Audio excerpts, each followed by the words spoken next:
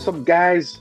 I'm Indu Scott. This is Sideline NFL Edition, and this is our Week 13 in review, where we review the Week 13 NFL games that were played. All right, in Week 13. And when we come back, I'll start with the intro, look at some of the headlines, and then we'll talk about the games. All right, so stay locked.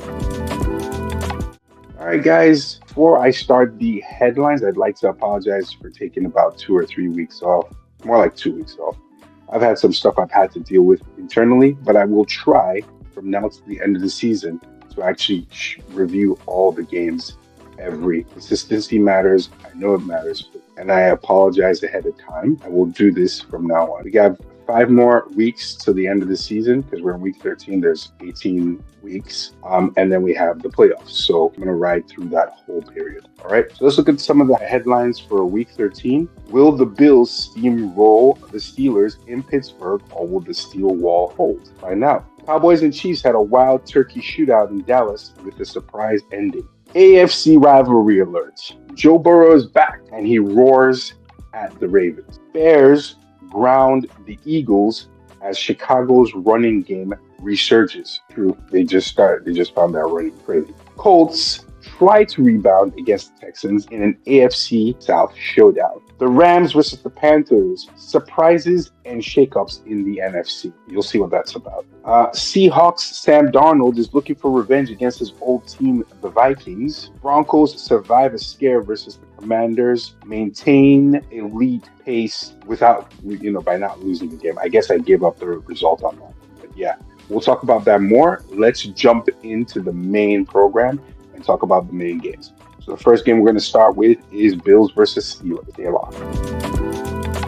All right, we're back. First game is Bills versus Steelers, and this game was played in Pittsburgh. So let's start with our hook and our big stories for the game that mattered going into this game, obviously. A cold weather pass rush test on the road. The Bills head Pittsburgh need prove themselves after a rough game last week because they lost last week. For the Steelers, it's definitely a must-win to try to stay afloat and stay on top of the AFC North. And the home crowd and their defense, can they try to overcome the Bills somehow? Those are the key things. So, the Bills have to rebound from their last game loss, and they've been kind of like, they'll win a big game this week, the next game they'll lose to a team that they should beat. But I mean, last week I believe they lost to the Texans, who have probably arguably the best defense in the league right now. And the Steelers lost last week to Chicago, which was a surprise to a lot of people, but it seems like Chicago's actually a pretty good team. So can they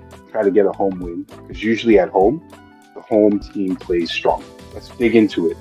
All right, Buffalo's defense was dominant. They had early sacks, pressures, forced 3-and-outs all throughout the game in Pittsburgh. Pittsburgh's offense really couldn't go anywhere. I guess you know who probably won. The Buffalo having a strip sack against Aaron Rodgers and then turning it into points, which is what the defense is supposed to do. Bills' offense was methodical, drove down, ate up clock, grinded out the tough yards. They didn't do anything too crazy because you see Josh Allen's passing yards. They did not pass that much. They just ran that ball and controlled the clock. Used both running backs, James Cook and Ray Davis. The second half, Buffalo forced a lot of turnovers, set up field goals when they couldn't score touchdowns, and controlled the pace, the running game. Late game control, exactly. Bills still chewed up the clock. And so, the Bills, that's how they won this game. They didn't win it by a lot, but it was a convincing enough win. So the final score was Bills 26, Steelers 7. Bills improved to 8-4. The Steelers are 6-6 right now. Steelers are still at the top of their conference because Baltimore lost to the Bengals this week, which we'll talk about later. But the Bills are second in their conference, and it just seems like the Steelers' conference is not that strong this year. They seem to be the least strong conference because they have the Steelers, the Ravens, the Bengals, and the Browns, who are not doing all that well as a group. But the Steelers are still in the playoff hunt because they're still on top of their conference at 6-6. And Buffalo's definitely still in playoff hunt because they're second in their conference at 8-4. So let's look at some key stats.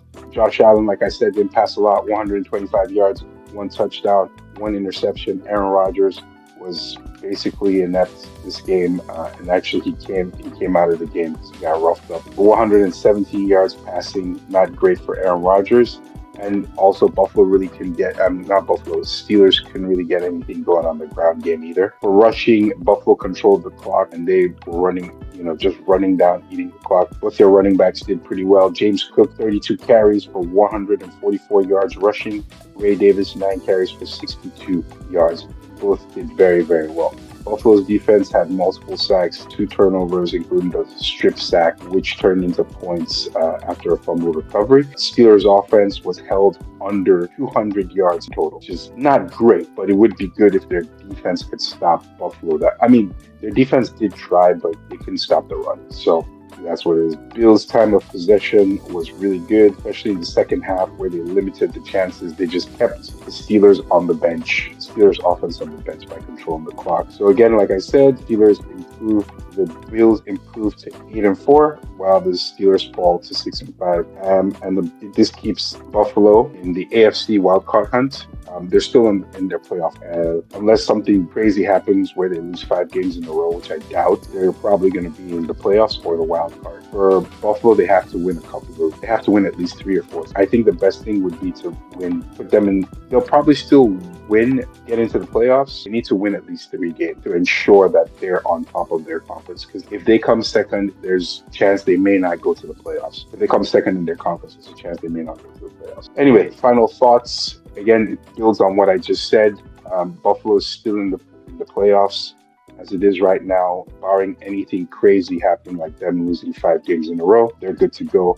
They played very well. They were dominant both on offense and defense. And if they could just play like that consistently every week, especially on defense, where they can stop the run like they did this week. But the Steelers' run offense is not great anyways. It's not been great all season. They haven't been able to establish the run, and I think that's been one of their biggest issues. Last year, they were much better at running the ball. This year, they're just not that good, consistent. For Steelers, again, the alarms are, they can't move the ball to any significant amount. They can't run the ball, and that's one of the biggest issues. Playoff landscape, like I said, Bills stay alive in the AFC mix. AFC North, where the Steelers are, it's pretty tight. If they come second, they may not make the playoff or the wild card. But Buffalo, barring any crazy things happening, even if they have been inconsistent like they have been with 5 games left, if they win 3 out of the 5, they're definitely in the playoffs. Doesn't matter. And playoffs is a whole new season. So whatever happened during the regular season, that doesn't matter.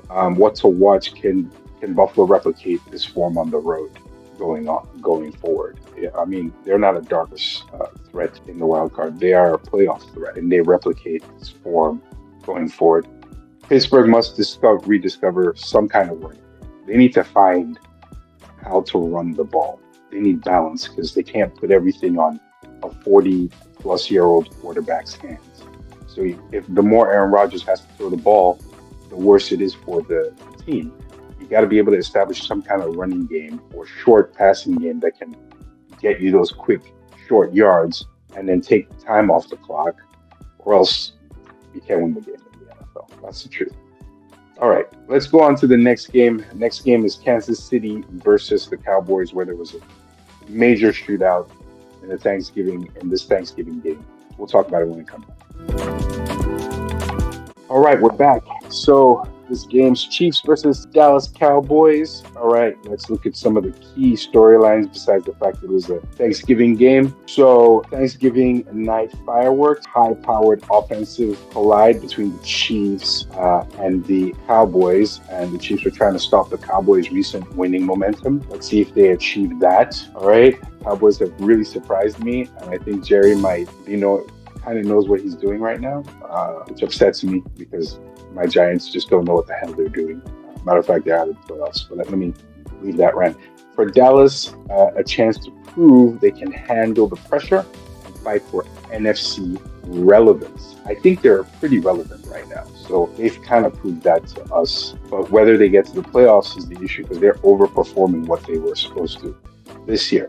So key events and turning points in the game. Opening sequences, both teams traded blows. Offenses move the ball. Chiefs strike first with a quick TD. Cowboys respond with balanced pass run mix leads to equalizing touchdown before the half, and then mid-game swings, some penalty stalls by Kansas City caused them to end their drives early or end their offensive drives early, and then the Cowboys capitalized on some of those stops and actually scored either through a field goal or a touchdown. The final quarter, though, as Mahomes does normally, he mounted a comeback. And I don't know why Kansas City keeps putting themselves in this situation, but penalties and drops killed the comeback. And that was one. Okay, that was one. And they did this by managing the clock, making key third down plays. Chiefs could not do anything when it mattered, and they could not manage the clock well enough. So I feel like something needs to change for the Chiefs in their offensive play calls. Stuff they're doing is not working, and they have all their weapons with them. So you have to be able to run the goddamn ball. Andy Reid, run the ball. Okay, find a way to find a running game. Instead of passing all over. All right, everybody knows what you're. Let me get back. So the final score: the Cowboys 31, Chiefs 28. It was basically just 3 points, really, a field goal, which caused the Chiefs to lose. So let's look at this. Chiefs, strong yardage and scoring, but multiple penalties. They've got a lot of disciplinary issues right now, which is weird. So, and Andy talked about that last week and the week before. Those things were killing them, right? Cowboys had a balanced attack, effective combo of run and pass, and they sustained drives, and they were efficient in the red zone, which is basically what you got to do to win a game. So passing, Dak Prescott was 27 over 39 for 320 yards, 2 touchdowns, and 1 interception. He might be an MVP candidate, not going to lie. It's seeming like that now. He's been doing very well this season. Dak has not slipped up this season at all. He's always performed throughout, from the first game till now. Whether they win or lose, he's always performed.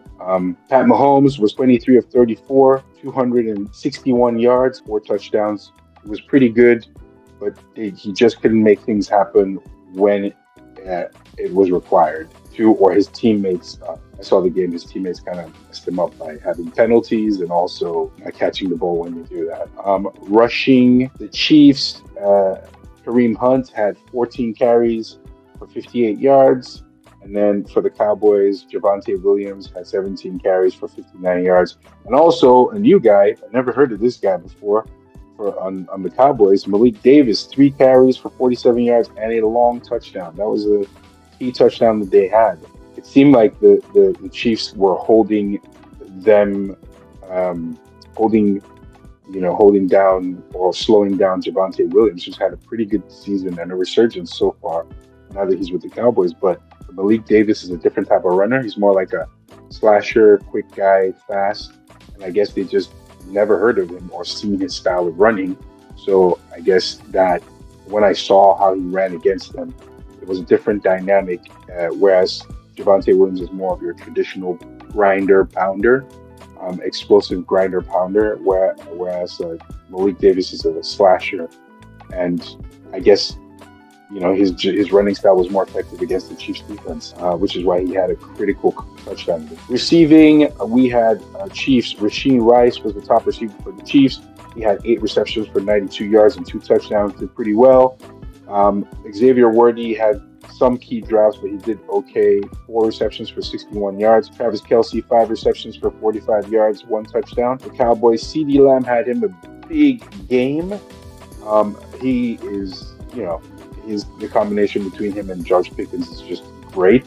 He had 7 receptions for 112 yards and 1 touchdown. George Pickens had 6 receptions for 88 yards, as I call him George Pickens, NFL young boy. He's doing his thing. He had a crazy catch, a crazy route he ran catch, and he does this every game. So I'm a big fan of George Pickens now. Let's just hope he can stay in the straight and narrow and not do something crazy on the field or off the field. Jake Ferguson, 5 receptions for 32 yards. He's becoming a very effective tight end, and I feel like Dallas knows how to find good tight ends, good wide receivers. They're just good at recruiting offensive players. Defensive plays that really mattered. Dallas defense generated two crucial stops in the final quarter, a sack, a pressure, and a third down forced conversion to stall KC's drive. I think that those stops kind of won them the game. Playoff impact: Chiefs slipped to 6-6. Every remaining game is win or out for the postseason. Really, yes, this could be the first season we may not see Kansas City in the playoffs. They can get to the playoffs, but probably going to have to win almost every game. Maybe 4 out of the 5. Yeah, 4 out of the 5 because they're third in their conference. And even though their conference is a very strong conference, yeah, and they may, at this point, they're probably just going to they're going to be in the wild card at the best. They're not going to get a direct in on the playoffs unless like the Chargers, for some reason, which is the most likely thing, drops a bunch of, loses 4 out of their 5 games. And and then the Chiefs would still have to win four out of their 5 games to make it directly into the playoffs. However, it's more than likely that right now the Chiefs are their best chances to make it to the wild card, play the wild card game, win it, and then get into the playoffs. They're not going to get a direct route. All right. So that's closing thoughts. Same thing. Cowboys are in the hunt. For the Cowboys, they're second in their conference, which is the NFC East, and they can make the playoffs or make the wild card at least.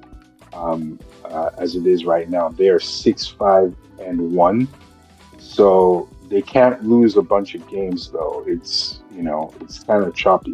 But I feel like if they win 3 games out of the 5 games that they're gonna play, which is possible now, seeing how they're playing, they can get. They won't get a playoff spot. They'll get a wild card spot, and then they can win that game and get into the playoffs. However, if they win 4 out of the 5, there's a chance that they can get a direct playoff spot.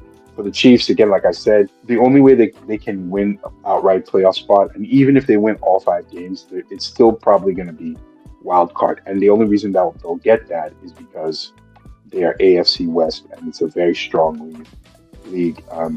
Chiefs have been stumbling in the division. Wildcard race tightens up. That's basically what it is. So what we need to focus on for next week's focus: Chiefs must clean up their mistakes, stay alive, and win 90% of the games they play from here on out. Cowboys can ride the momentum and consistent. They're playing Detroit next week. Let's see how that turns out. Detroit's a very tough team, and they're also trying to get themselves a playoff spot because they're not number 1 in their conference anymore. It's the damn Chicago Bears, which I never expected. But yeah, the Chicago Bears are, and that conference has always been, like I said earlier in the season, a hard conference too. All right, the next game we're going to talk about is the Bengals versus the Ravens, or really Joe Burrow versus the Ravens, because he's always playing them tough. Joe Burrow's back. We'll talk about that when we come back. Stay along. All right, guys, how you doing? So we're back. This is Sideline NFL Edition. We're reviewing Week 13. Next game we're going to talk about is the Bengals versus the Ravens, and this is an NFC North rivalry alert. And guess what? Joe Burrow is back. I thought he wasn't going to be back this season, but he came back. I guess he was like, I can't stand what Joe Flacco is doing. I got to come back or he steals my job. Before this 40-plus-year-old middle-aged man steals my job. Actually, Flacco kept it down for like a couple of weeks. The past 2 games, he wasn't doing that great, but he wasn't too bad for his first 2 games. He got 2 wins, I believe, for them, and then proceeded to have 1 tough loss and 1 loss, and then Joe Burrow came back. So I guess that's good. So what are the hooks and big storylines for us regarding this game? Joe Burrow always playing the Ravens tough. This is a real rivalry, and it's NFC North is the worst conference right now in terms of teams. It doesn't seem to be a tough conference anymore. So the NFC North is like looking pretty wobbly. Even if you come second in this conference, there's a chance you may not make the playoffs or the wild card. So whoever is going to go to the playoffs wants to finish first in this conference. And I don't think so. The Bengals, for me, their potential. The other big thing is the probability of the Ravens or the Bengals making the playoffs. For me, mathematically, the Bengals are out. They're just playing spoiler now. Even if they win, they were 4-7 coming in. Even if they win 5 games, okay, if they win 5 games, that makes them 9-7. So that would put them in wild card situation, but I doubt it. No team's just gonna lay down and let them do that. At least that's what I thought until I saw this game. Yeah, Bengals won this game. So we'll go into the key points. I did not understand how the Ravens let this game, but it's Joe Burrow and he plays the Ravens very tough. I think it's like a 50-50 split between him and Lamar, or more towards his, one win extra on his side. I think after this game. So Bengals strike first. They had a sustained drive. They were efficient in the pass. They had some help from the running game. Ravens could not answer. They only answered with a field goal. Turnovers swung the game. Bengals fumbles near the midfield. A recovery that led to another score. And then mid-game domination, Bengals controlled the clock with the running game. Key thing, guys. Always emphasize the running game. I mean, I'm biased. I was a running back in high school and in college. And I love the running game. Maybe I'm just a biased person, but the running game is important. All those guys, all those fantasy draft guys who talk crap about running the football, saying it's ancient. No, it's a key component of the game. All right, don't ever again. Anyway, in the final stretch, the Baltimore tries to rally, pressure plus sacks stalled their comeback, and the Bengals end with a late field goal. What I did notice, though, is that they only gave Derrick Henry 10 carries in this game. It didn't make any sense to me. Why the hell would you do that? So the Ravens, who are naturally built around their running game and then play action pass, did not do that. They wanted to do a shootout with Joe Burrow, and then Joe Burrow actually just did the shootout early and said, no, we're going to rely on our running game. And then they pounded the ball. And Derrick Henry, the Ravens didn't think to pound the ball because they weren't stopping Derrick Henry. So it was weird how the offensive play calling was. And a lot of people were complaining about that, the offensive play calling. Anyway, final score was the Bengals 32, the Ravens 14. This was butt whooping. Yeah, and this funny thing is usually when Joe Burrow does play the Ravens and wins against them, it's by a pretty good margin. All right, well, like I said, the Bengals had a balanced act, run and pass. They were efficient, made very few mistakes. They controlled the clock by running that ball. Okay, let's look at Joe Burrow's passing. Joe Burrow was 24 of 46. That's not great in terms of how you want to pass the ball. It's just above 50%. But for 261 yards, and then he had 2 touchdowns. Lamar was 17 of 32 for 246 yards and 1 INT. So if you notice that, and let's go into the rushing now. I'll tell you what I noticed. So Chase Brown had 15 carries for 78 yards for the Bengals, and then Derrick Henry had 10 carries for 60 yards and 1 touchdown. The Ravens receiving yards, Jamar Chase had 7 carries for 110 yards. Jamar Chase is just being a beast again this season. Isaiah Likely for the Ravens had 5 receptions for 95 yards. Mark Andrews had 4 receptions for 47 yards. And Derrick Henry had 1 reception for 44 yards. If you noticed in the rushing, and then there were other rushing statistics from the other, Samar J.P. Ryan. Actually, he ran the ball about, I think, 10 carries as well. So altogether, Bengals ran the ball 25 or 30 times, whereas the Ravens did not even do that when their offense is built around running and play action. Whereas the Bengals are not built around play action. They're doing that more now, trying to control the clock. But I thought that was strange. And also something's wrong with the Ravens defense this season. Can't make big stops when it's necessary there. Too inconsistent. All right, so Ravens, besides their best efforts, they did not play that well, and they didn't rely on the running game. If they had run the ball with Derrick Henry, he would have run all over the Bengals, and they wouldn't know what to do. Then you can start passing the ball if they stopped Derrick. They didn't even really try with him. They just went to the air as well. But the big thing here is the Bengals got a lot of sacks and a lot of turnover, right? The Bengals defense actually stepped up and shut down the Ravens. But also, I feel like that would have changed if the Ravens had actually ran the ball. That's my thought.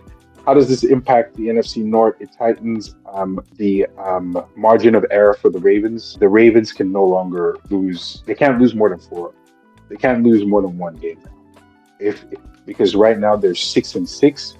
So if they lose another game, that's it. They have to win 4 games at least, or 3 games to get themselves into the wild. Yeah. So 3 games, if they get 9 wins, they have a better chance of getting into the wild card. But just to stay safe, they should try to win. I don't know how that's going to come about because now margins of error are tight for a lot of teams, and I'm sure at some point in time they're going to meet a team in the same situation as them, like the Chiefs. The Chiefs just not going to allow them to do anything this season. So what is the conclusion? That's my conclusion. Bengals are completely out mathematically. They only have probably a 15% chance to make the playoffs, which is even high in my regard. The Ravens need to figure out what's going on with their play calling. They need to work on their pass protection because this game they had issues doing that. Their player calling was really, really bad because they should have relied more on the running game. Again, I'm going to say that. And the AFC playoffs picture is kind of in chaos and it's all open, especially in the AFC North, because neither the Steelers nor the Ravens can lose more than one more game. After that, if they lose 2 games, there's a chance they may not make the playoffs, or whoever comes first there will go straight to the wild card, and then they'll have a chance to make the playoffs. But if the 1 and 2 in the AFC North Conference want to make the playoffs, all have to win at least 4 more games, which is difficult, right? Because every team is playing like their hair's on fire. And then the teams who are eliminated, like the Giants and the Bengals and the Saints and all those guys, they're just going to play spoiler, man. They're like, whatever, we don't have anything to lose. Let's just ruin your chance. All right, that's that for that game. Next game is the Bears versus the Eagles. We'll come back and look at that. That's going to be really interesting. All right, so stay locked. All right, you're back to Sideline NFL Edition. My name is Andrew Scott, like usual. I don't know if I said that in the last one, but our next game is going to be the Bears versus the Eagles. This is Week 13 in review, and this game was very surprising. I'll tell you why later. I'm sure if some of you watch the games, you know why. But if you didn't watch it, give me a few minutes. I'll tell you why. So the big stories here is the NFC North versus the NFC East. Who is stronger? All right. The top team in the NFC North, meaning the Bears, which is crazy, and then the Eagles from the NFC East, they're going to play against each other, and who's going to come out on top, right? This is a measuring stick for the Chicago Bears' resilience, and it's also a measuring stick for the Eagles' consistency. The Bears' ground attack versus Eagles' high-powered defense versus also the Eagles' high-powered offense. Which identity hold day? I don't know. I just kind of thought that was a good line to you the preview. All right, so the Bears won this game. This was a big surprise to me. And then it's how they won that was crazy, because the Eagles are known as a good defense. But this year they've been very inconsistent in being able to stop the running game, and you'll see why that's key to what I'm saying here and how the Bears won. All right, the Bears set the tone on the ground. Period. They were able to run this ball throughout the game. Early drives chewed up the clock, kept the Eagles' offense on the sideline, and the defense, shined in the mid game. That's the Bears defense shined in the mid game. They sacked Jalen Hurts twice, forcing turnovers at Philly's 40, and then that led to a short field touchdown. So a short touchdown. And then Eagles attempted a rally, and really this game was kind of very close, which I kind of expected, but I expected it to go the Eagles' way, right? So the Eagles made a rally. They passed the ball. They had a pretty good passing game day, but they could not run the ball. And they, with their rally, they weren't even able to score a touchdown after their rally. They just had to settle for a field goal because the Bears' defense was that good this game. And it's been that good the last 3 games. The last 3 games, Bears' defense has been like what the Eagles' defense was last year. A late churn, the Bears controlled the ball in the 4th quarter. They just ran out the clock. Period. First of all, it was a really cold game. They looked like the Bears of the old with Walter Payton, where they just ground the ball out and they had this sequence. You know what I'm saying? If you ever look up the 1980s Bears, they were one of the greatest defensive teams ever. These guys don't look like that, but it kind of reminded me of that because that was their way of winning. Run the ball, pound the ground, then just skyfall you on defense. All right. So the final score was 24 to the Bears. Eagles were 15. The Bears improved to 9-3 and stay on top of the NFC North, which is surprising. And the Eagles are 8-4. They're still on top of the NFC East, but This was a surprising loss. All right, let's look at some stats. Jalen Hurts was 19 of 34 for 230 yards, two touchdowns, one interception. Not a bad game, but he also just, the offensive line was kind of weird, right? It just wasn't. Yeah. Caleb Williams didn't even throw for that many yards. I think he threw for 120 yards. They didn't pass the ball at all. The Bears didn't pass the ball at all. What they did though do was they had two running backs who run for 100 yards each, which has not happened since 19. This is the first time that has happened since 1985. And you know what's significant about that stat and that year? 1985 was the last time the Chicago Bears, won the Super Bowl. It was 1985 with that incredible defense I was telling you about, and Walter Payton, who was basically their main offensive talisman. Walter Payton, the late great, was a great running back. And so DeAndre Swift and Kyle Monangai both ran for 100 yards. And the significant thing, this is kind of a revenge for DeAndre Swift because he was the running back for Eagles 2 years ago. Yeah, before Saquon came in and took his spot and ran for 2,000 yards. But this was an incredible feat to happen. First time it's happened in the NFL since 1985. That's how rare that. I mean, you see it in high school all the time, high school games all the time, and college games all the time. Two running backs running for 100 yards each, but in the NFL, it doesn't happen. All right. Yeah, DeAndre Swift had 18 carries for 125 yards. Kyle Monangai, who's becoming a top, and I like this. This is like thunder and lightning kind of thing, right? DeAndre Swift is a slasher running back, whereas Kyle Monangai is more the power guy, right? Kyle Monangai had 22 carries for 130 yards, one touchdown, and DeAndre Swift 18 carries, 125 yards, one touchdown. Saquon Barkley, they should have given him the ball more, but he had 13 carries for 58 yards. I don't know what they're doing with him this year. Maybe he has the Madden curse. So I tell you guys, if you ever do well, do not take that Madden money and be on the cover. You'll just have a shitty next season. I'm telling you, without a fact, the Madden curse is on 90% of the time undefeated. All right, receiving yards.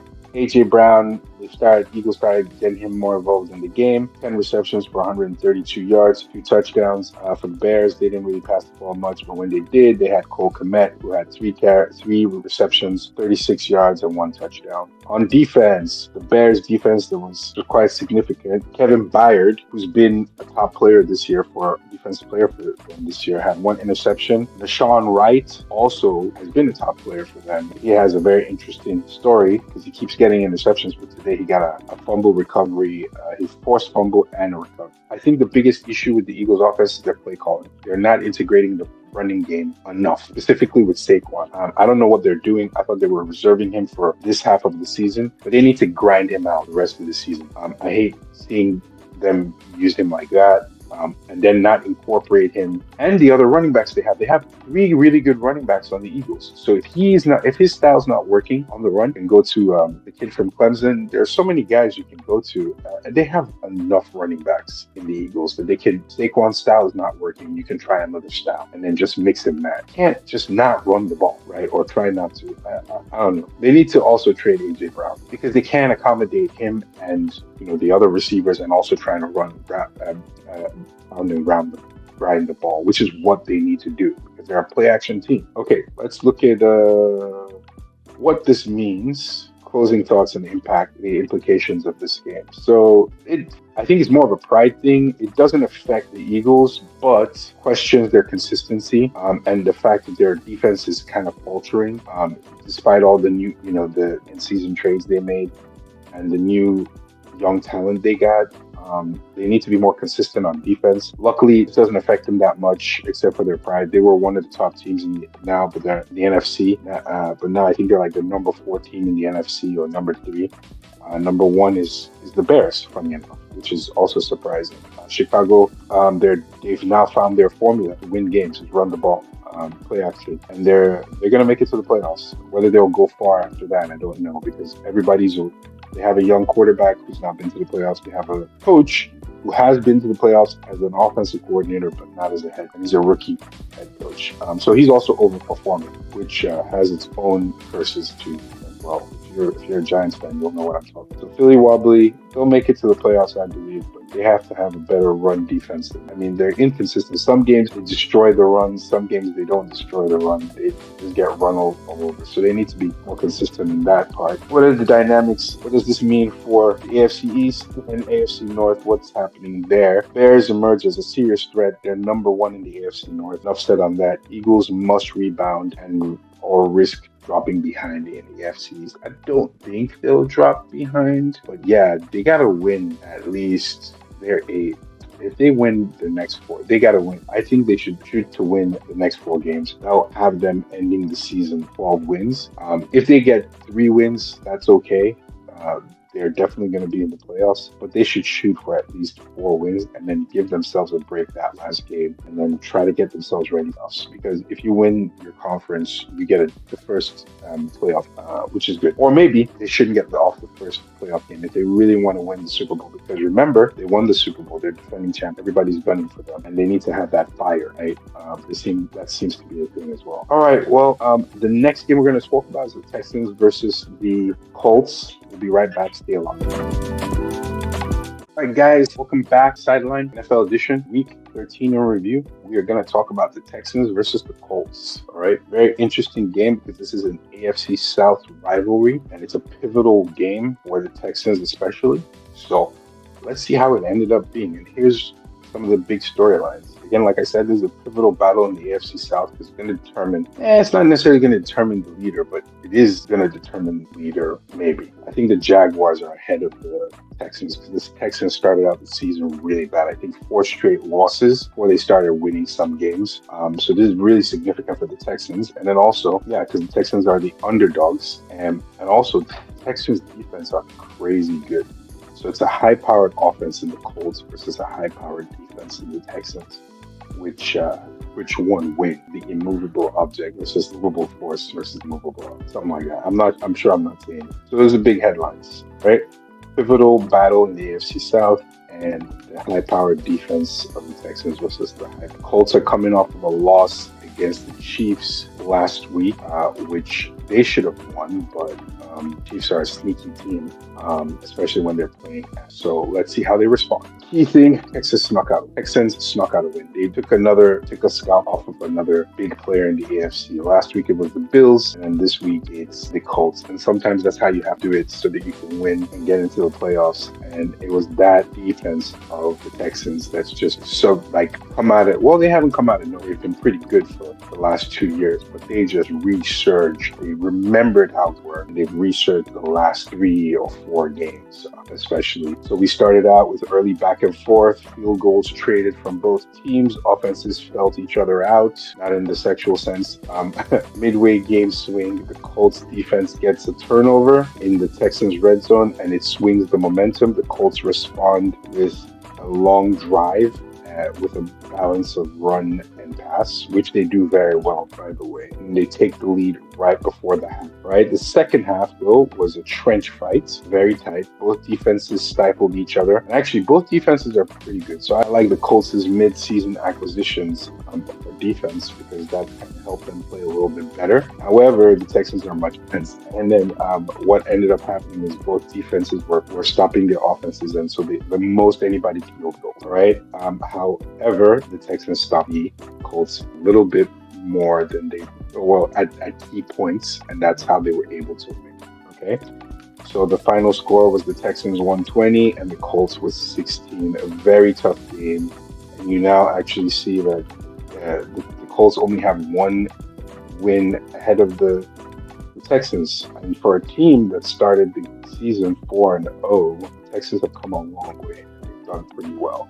So let's look at the stats. Passing stats, CJ Stroud, he's back from injury, 22 of 35 for 271 yards and 1 interception. Daniel Jones, 14 of 27 for 205 yards and 2 touchdowns. Not very efficient on Daniel Jones' part, but blame the Texans defense for that. Rushing yards, the Texans, Marcus emerged as a great running back this season. 19 carries, 4 yards. Nick Chubb coming back, getting a second life in Texas. 9 carries, 34 yards. Jonathan Taylor, 21 carries for 84 yards. And then also on the receiving end, Nico Collins for Texans, 5 carries for 100 yards. Jaden Higgins, 5 carries for 65 yards. Dalton Schultz, 7 carries for 5 yards. On the Colts, Alec Pierce, 4 carries for 78 yards and 1 touchdown. Josh Downs for the Colts, making a comeback again. 2 receptions, 44 yards. Jonathan Taylor had 3 receptions for 36 yards. And then Tyler Warren, rookie phenom tight end, 3 catches for 22 yards. The Texans struggled under pressure on third downs. They were 2 of 10 on third downs. However, they also made it very difficult for the Colts. The Colts generally controlled time of possession in the first half. Second half, that kind of changed a little bit. And it was just really margins because the Colts fumbled late in the second half.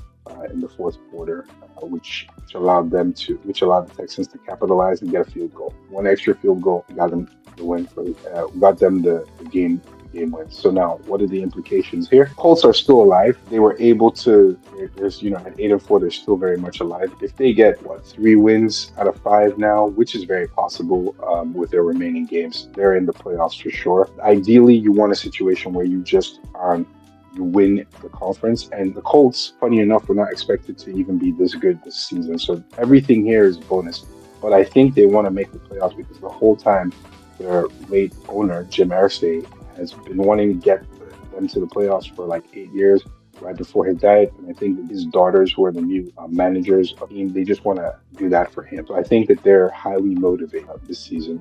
The Texans, this is a great win for them because this puts them really in the hunt at 7-5. I think, again, they get 3 wins. That's a chance for them to go directly to the playoffs or at least get to the game before the playoffs, whatever that is. I'll remember when. But the game before the playoffs. This is also good for it since they've taken down 2 giants, the Bills last week. They've also taken down the Colts. I just hope the Colts don't lose many more games. I think if they win 2 games, that should put them in the playoffs. But ideally, they want to win at least 3, and they want to finish at the top of their conference because that will assure them a playoff berth.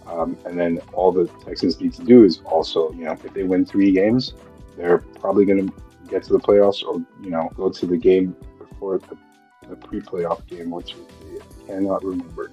I don't know why. Right. Anyway, that's it for Texans versus Colts. The next game we're going to talk about is the Rams versus the Panthers, where there was a hell of a surprise. And if you watch the game, you'll know what I'm about. But this is Sideline NFL Edition. And then just Scott Daylock, because we're going to talk about the Rams versus the Panthers.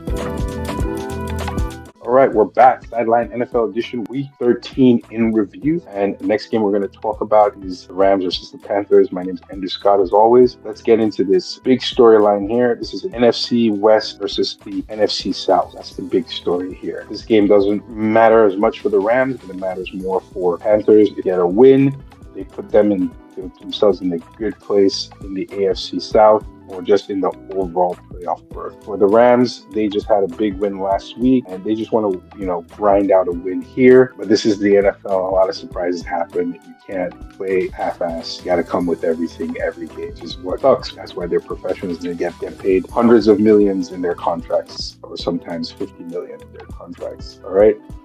So Panthers are looking to shake up the division a little bit, make it a little bit interesting. So, and that's what happened. The Panthers won this game. It was a huge surprise, and they didn't even use their key weapon, which is Rico Dowdle. This game was all Bryce Young, passing the ball all over the place, and they had a bit of help from the running game with a combination of Chuba Hubbard and Rico Dowdle. But the main thing was Bryce Young was just kicking butt, and he's been kicking butt for the last 3 games. And it's weird. He always starts the season really badly, but then as soon as it's halfway through the season, the guy just picks up somehow. And that's what's been happening the last 2 seasons, actually, for Bryce. So, yeah, so that's what's been happening with Bryce for the last 2 seasons. I don't know why it always happens. All right, so let's look at, where the key turning points were. First of all, the Panthers started early, and they just didn't seem to let go. They scored first, caught the Rams off guard. There was a defensive collapse on the Rams, which is very weird because they're a really good defense. And this game was actually played in North Carolina. So, the Panthers had home field advantage and they played tougher. Maybe that's part of it. They were more motivated, whereas the Rams just wanted to play this game, get an easy win on the road or a hard win on the road and go back to LA. But the Panthers weren't having that, and they just went crazy. Also, the Panthers defense came to play. They got an interception for a touchdown. They intercepted Matt Stafford for a touchdown, and then they got another interception, which led to a drive and a touchdown for the Panthers. So they capitalized on two interceptions and turnovers. The Rams tried to respond, but turnovers and penalties stalled their drive. Each time they had a turnover, or the Panthers scored a touchdown or scored points, the Rams would try to respond, but they just weren't playing very well. I'm going to say they weren't motivated for this game, and they just wanted to come in and try to get a quick win. But when you're playing a team that is in the playoff hunt and hungry, unfortunately, you have to come with your A game. The Panthers managed the clock, mixed it with run and pass, and they maintained the lead from the beginning until the fourth quarter. They didn't ever take their foot off the gas. The final stretch, Panthers defense held. They had sacks and sacked again. Rams couldn't convert much of their third downs in the fourth quarter, and then got it upset alert. Panthers steal a win versus the Rams. The final score was Panthers 31, Rams 28. It was essentially a close game, but the Panthers dominated most of the game. And so the score doesn't actually tell you how the game was. So the Rams offense was inefficient in the red zone, and they had turnovers. 2nd down and 9. Stroud, soft toss over the middle. It's caught by Higgins, and he's got a... And they had stalled drives from penalty defense by the Panthers. Let's look at some of the overall stats. Passing, Bryce Young was 15 of 20, 206 yards, 3 touchdowns, very efficient. Matt Stafford, 18 of 28 for 246 yards, 2 TDs, and 2 interceptions. So he wasn't that bad in terms of his passing statistics. He just had some turnovers with 2 interceptions. And that came from, the Panthers playing good defense and having, exotic blitzes and exotic coverage schemes, which caused them to get turnovers. Rushing, the Rams, Blake Corum came in, had 7 carries for 81 yards, and 1 touchdown. And Kieran Williams, 13 carries for 72 yards, 1 touchdown. So it's interesting. They were able to run the ball. Wonder why they didn't focus on running the ball a little bit more and taking pressure off Matt Stafford. I feel like they would have won because it seemed to be working. Like they would have won and just, ground the ball out or ran the ball a little bit more. Or maybe that's also why it was. I think that's probably why I didn't watch full game. Chuba Hubbard, 17 carries for 83 yards, ground out the ball. Rico Dowdle, 18 carries for 58 yards. That's actually why they ran the ball more.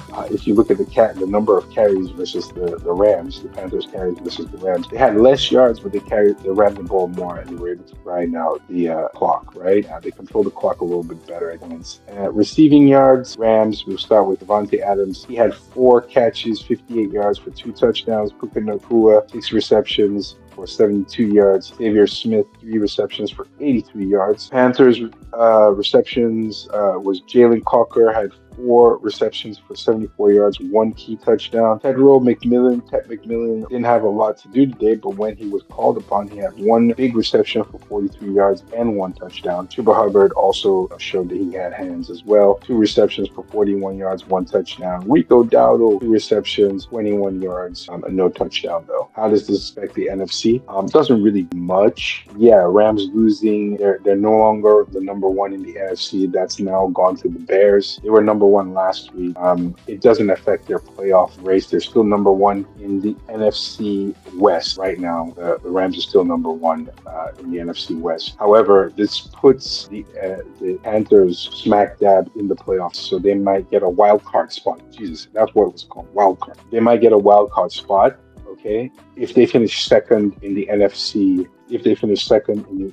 South, because right now the Tampa Bay Buccaneers number 1 in the NFC South. So if the Panthers finish second, which it seems like they're trending to be, they'll get a wild card spot. However, if they finish first, get a immediate playoff spot. Okay, yeah. So they you know what? The way I look at this, if the Panthers can end up winning 3, or I would say 3 games would assure them a wild card spot. Whereas winning, I think, yeah, that's what I think. I think 3 games would ensure they get a playoff spot. 2 games doesn't really do anything. 3 games will ensure at least a wild card spot. So then that means they will have 10 wins. Yeah, 10 wins, 6 losses, or 10 wins and 7 losses. If they win 3 games, they can get a wild card spot at least. Okay. If they don't win 3 games and they only have 9 wins, that makes it iffy. Another team from another conference could knock them out in the NFC.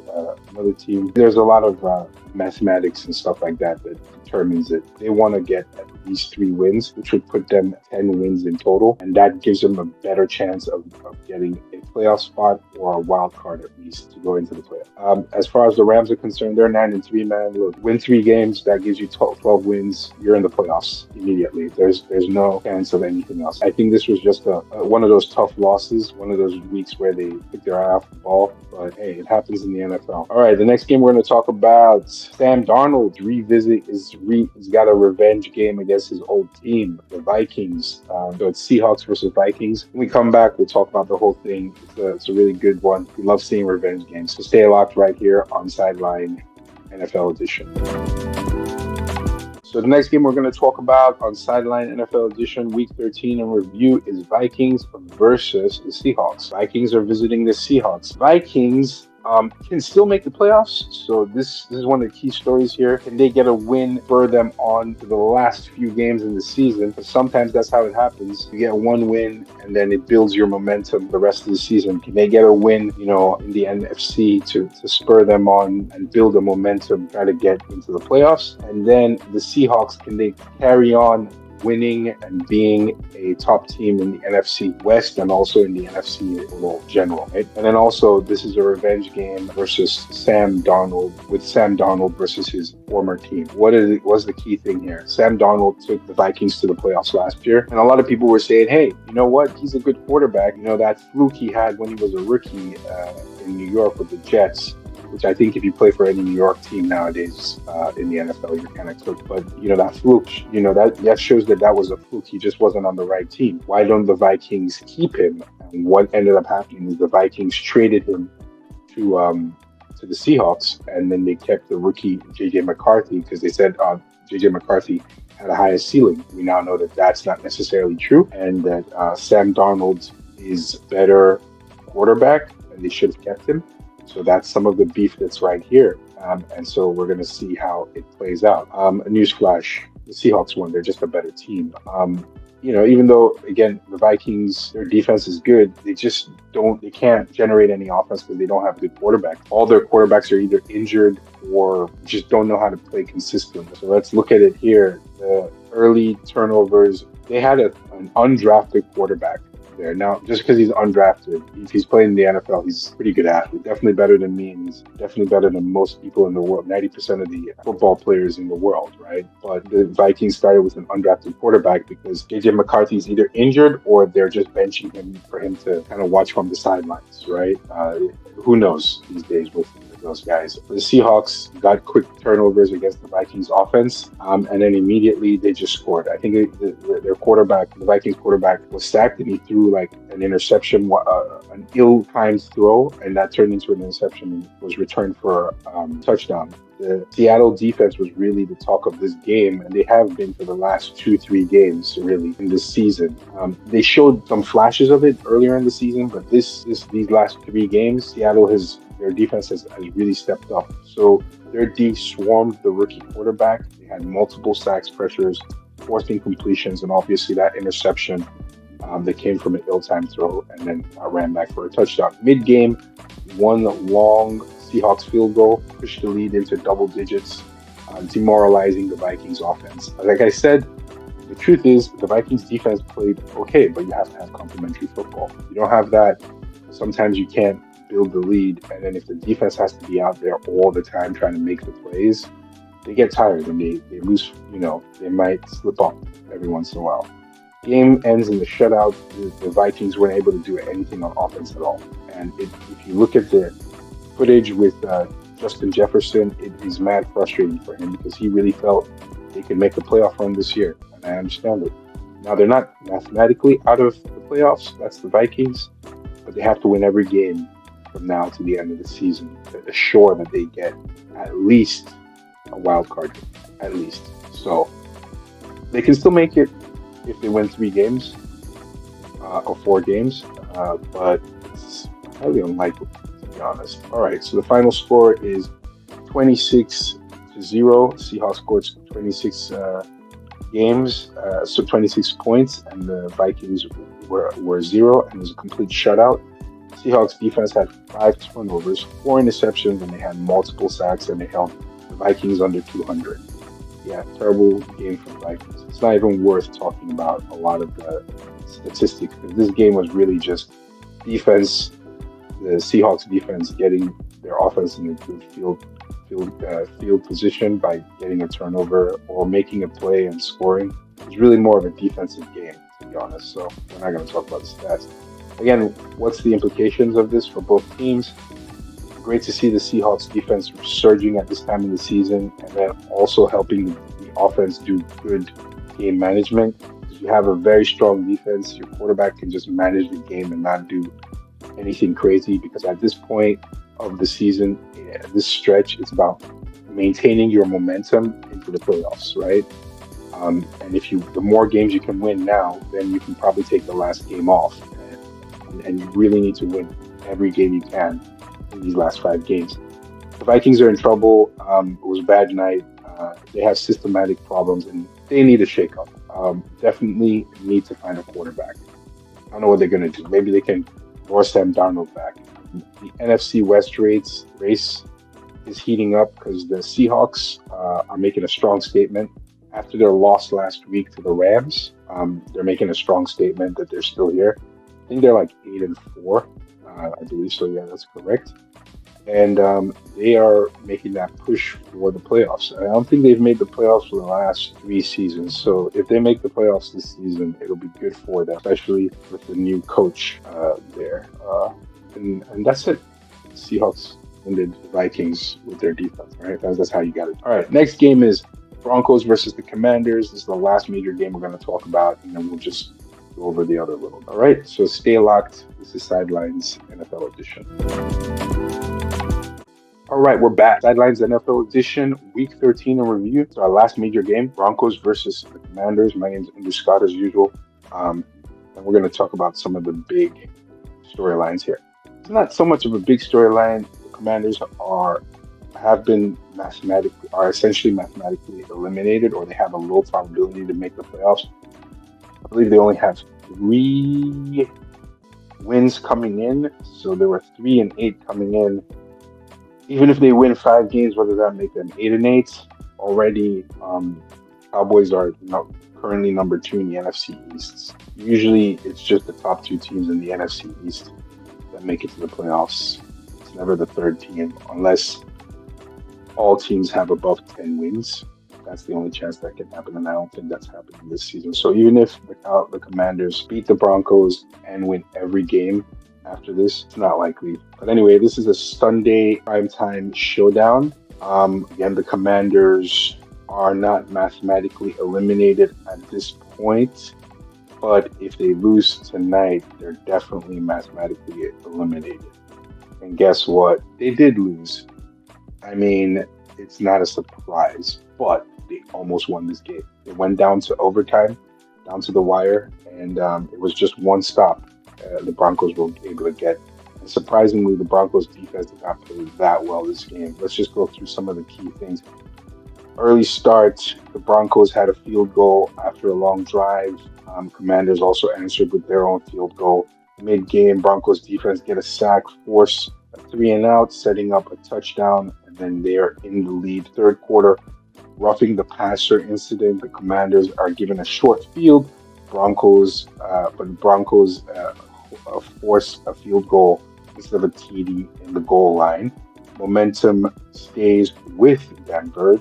Fourth quarter, Denver controls the clock with rushing and short passes, chewing up the clock. However, the Commanders get a push for a long field goal, but the Broncos sack their QB to the third down. The Commanders mishandle their fourth attempt, and the Broncos recover. No, that's not how it is. The Commanders push for a field goal, going to overtime, and then in overtime, the Broncos were able to get a field goal and stay ahead.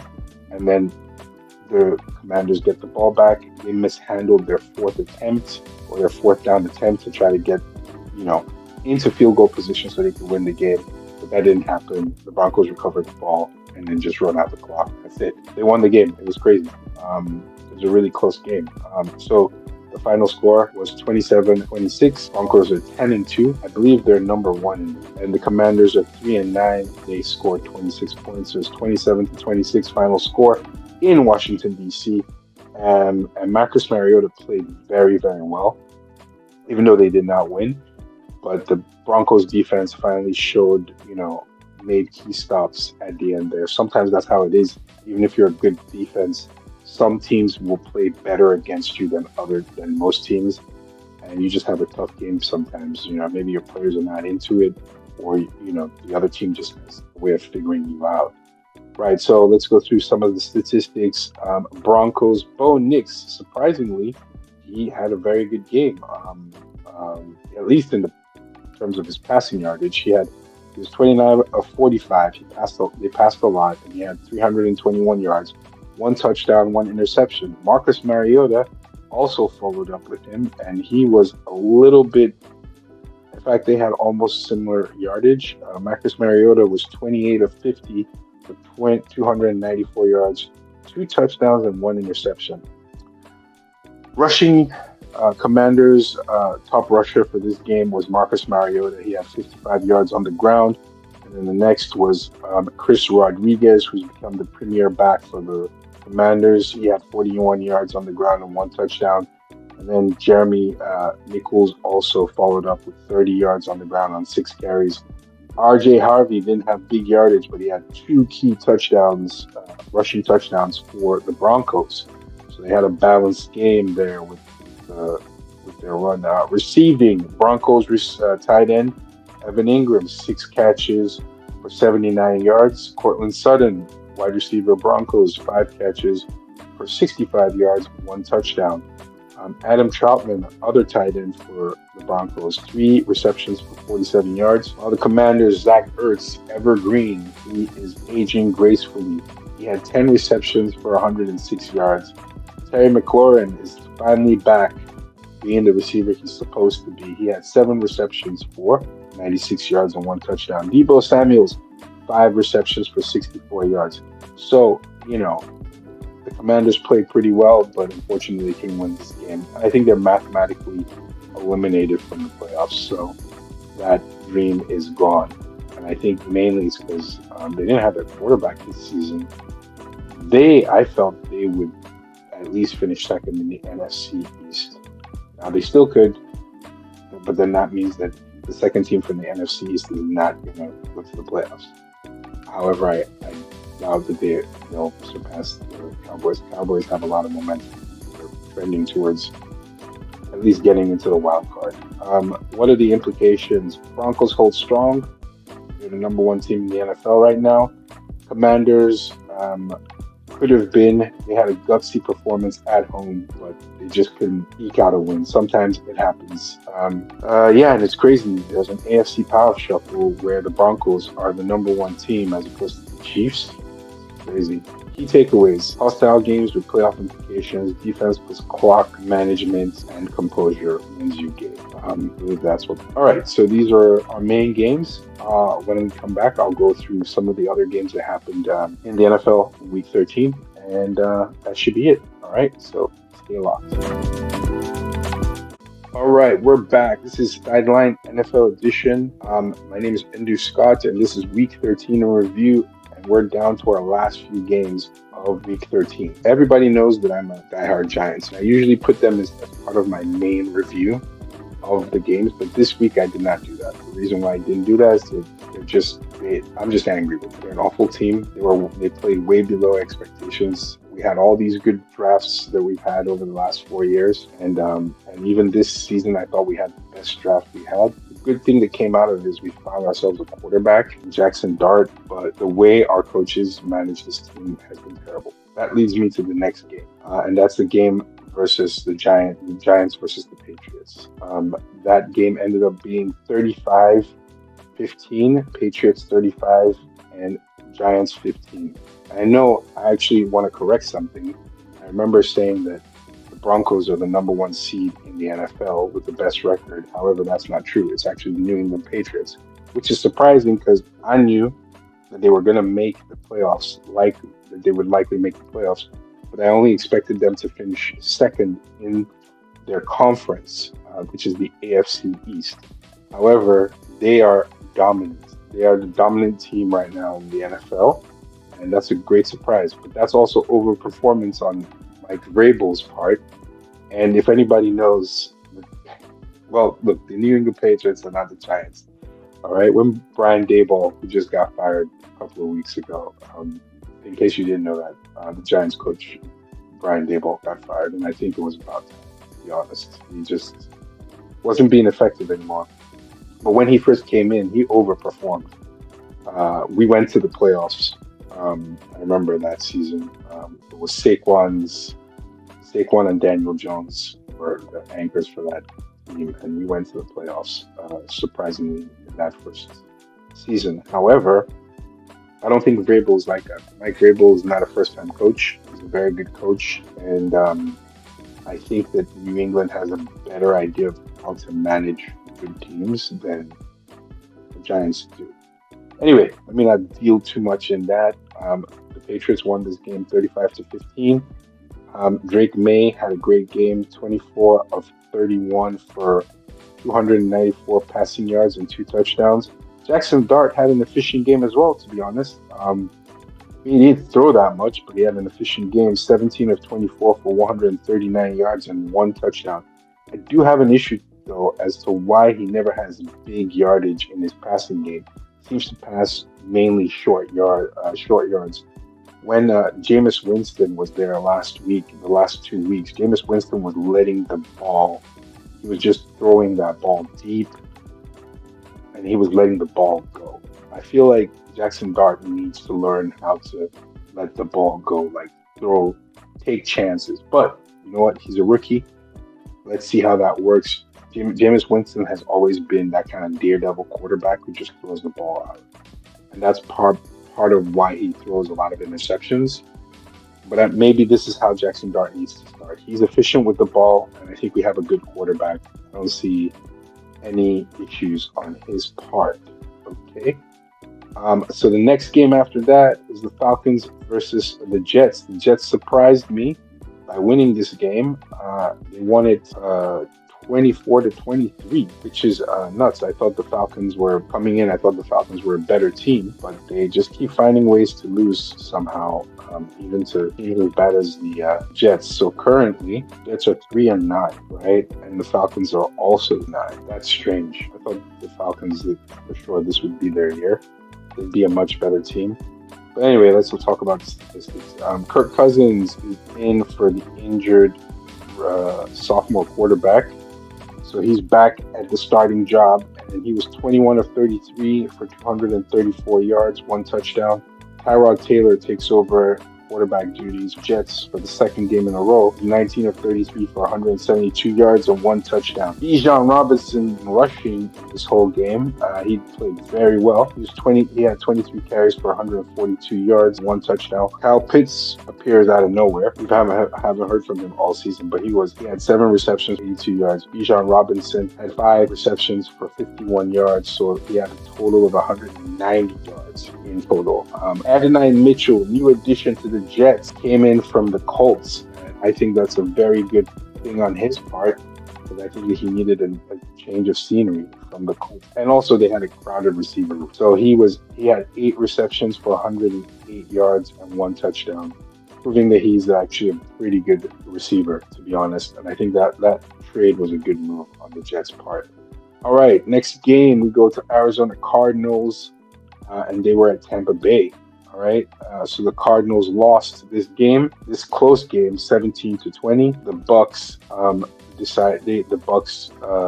was a pretty even game, but the Bucks defense just were able to have a few good turnovers and just hold off the Cardinals. I mean, the Cardinals, honestly, this season, they've lost a lot of close games. And Jacoby Brissett is an incredible new addition. I think they need to keep him for next year and then try to build with him and let him be a real QB competition against with Kyle Murray. Anyway, let's look at some key stats here. Jacoby Brissett was 29 of 40 for 301 yards, 2 touchdowns and 1 interception. Trey McBride had 8 receptions for 82 yards and 1 touchdown. Bucky Irving is back from injury. He had 17 carries for 67 yards and 1 touchdown. The Bucks advanced to 7-5.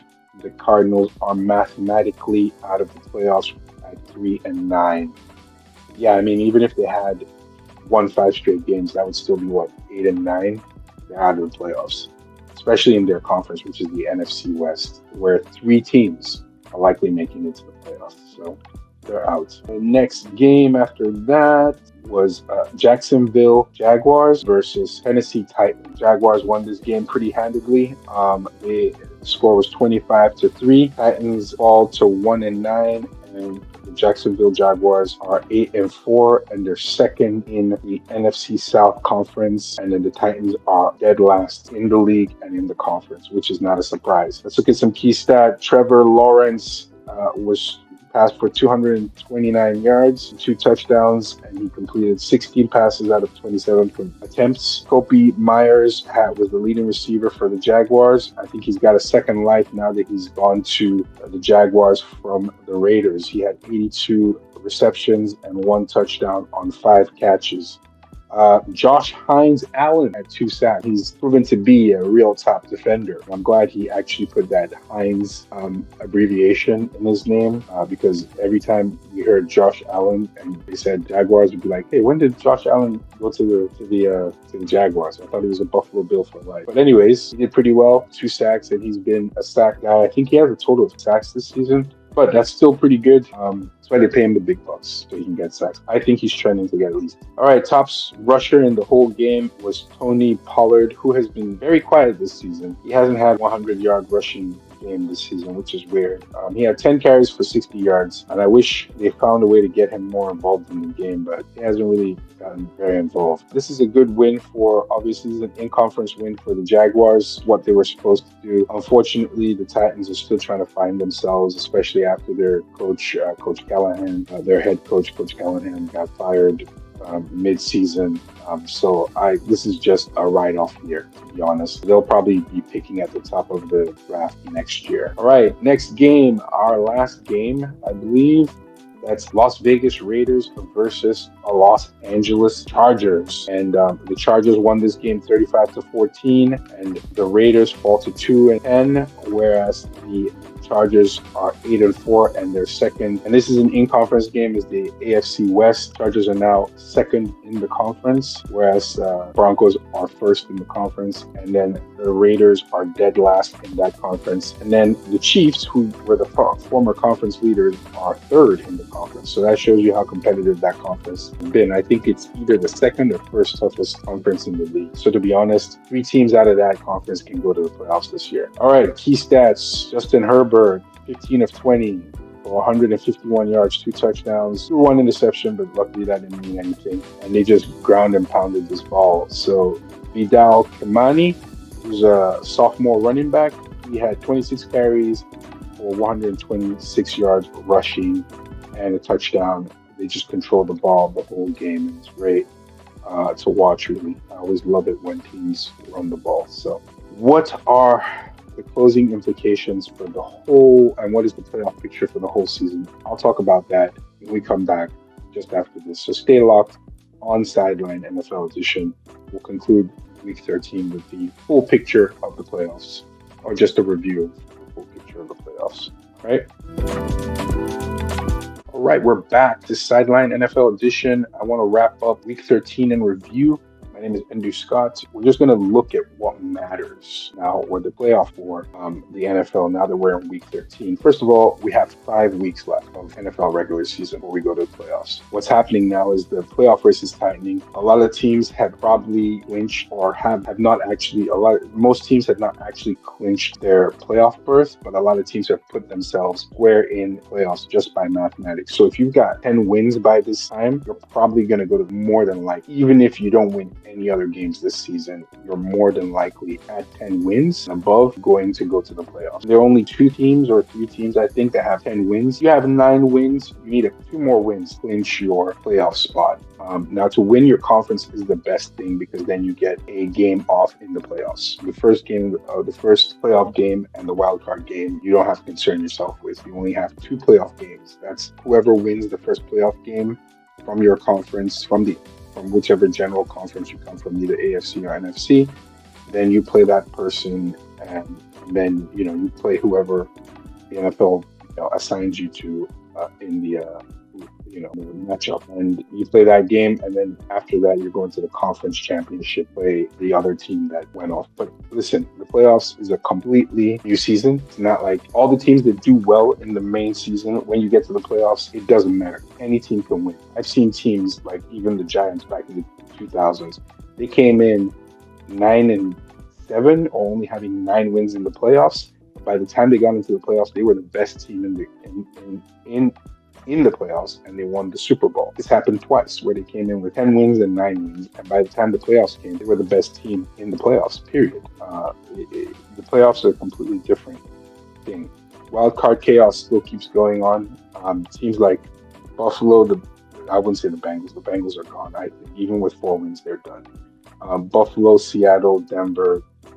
No, I would say the teams that are right now in the wild card spot are any team that has 7 to 8 wins. 6 wins right now, you're not even really in the playoffs, but you're on the hunt. And also, depending where you are in your conference, if you're number 2 in your conference, you're in the hunt, but you've not gotten to a wild card spot. 7 to 9 wins, you are likely going to get a wild card spot, right? In the hunt, 5 to 6 wins. That's what it is right now. Let's see if teams like Kansas City recover. Let's see if teams like the Ravens recover. Those are the things you need to watch. Let's see how the Steelers end up being. Any team that's in 7, it has 5 to 6 wins right now. They're trying to make the playoffs. Those are the most dangerous teams to play against right now because everything on the line these next couple of weeks, especially if they know they can make it. So the Chiefs are very dangerous. The Steelers, even though they don't look like it playing wise, might watch the matchup versus them. So the Ravens versus the Steelers next week is a big matchup, a game to watch, because it's going to determine who will win the conference and who can build momentum to go into the play. All right, that's it with Sideline this week, NFL edition. I hope you enjoyed it. My name is Andrew Scott. See you next week for week 14 in review. Some pretty good games again happening next week. The Lions versus the Cowboys. It's going to be a great game. Hopefully the Lions beat the crap out of it. And then obviously like the Ravens versus the Steelers. Those are critical games. And then whoever Kansas City's, I don't know off the top of my head right now, but whoever they're playing, critical games. All right, guys, take it easy. Andrew Scott, Sideline, NFL edition. Great stuff, and you guys have a good week.